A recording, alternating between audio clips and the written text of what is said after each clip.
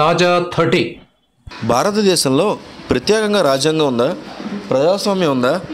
లేనే లేదు. ఇప్పుడున్నదంతా మోడీ రాజ్యాంగం, నడుస్తున్నదంతా మోడీ ప్రజాస్వామ్యం. ఎన్నికలు, ప్రభుత్వాల ఏర్పాటు అంతా ఆయన కన్సల్లోనే నడుస్తోంది. ఆయన ఏం చేస్తే అదే ప్రజాస్వామ్యంగా మారిపోయింది. ఓ పార్టీ ఎమ్మెల్యేలను మొత్తం బీజేపీలో కలిపేసినా అది రాజ్యాంగ విరుద్ధం కాబోదు. ప్రస్తుతం కర్ణాటకలో అది జరగబోతోంది.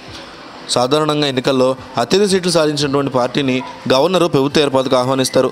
కానీ మోడీ ప్రధానమంత్రి అయ్యాక అమిత్ షా బీజేపీ పగ్గాలు చేపట్టిన తర్వాత దానికి ఒక కొత్త నిర్వచనం వచ్చింది.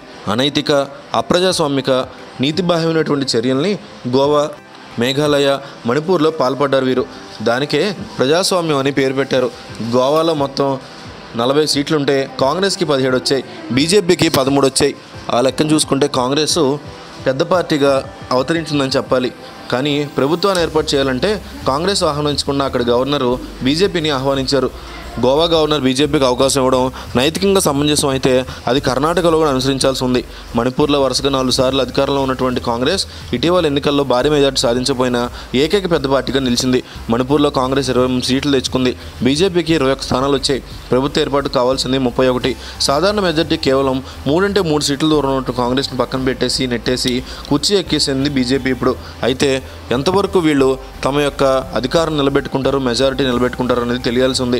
అడ్డదారుల రాజకీయాలు దేశంలో ప్రవేశపెట్టింది కాంగ్రెస్ అయితే నిత్యం కాంగ్రెస్ విమర్శిస్తూ తాము నీతివంతులమని ప్రచారం చేసుకుంటూ పెద్ద కాంగ్రెస్లో బీజేపీ మారిపోయింది.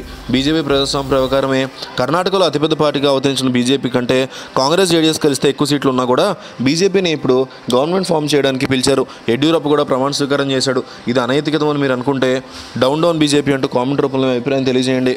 Thank you viewers. ఈ వీడియో మీకు నచ్చితే లైక్ బటన్ టచ్ చేయండి. తాజా 30 ఛానల్కు సబ్స్క్రైబ్ చేయండి. మీ మిత్రులకు షేర్ చేయండి.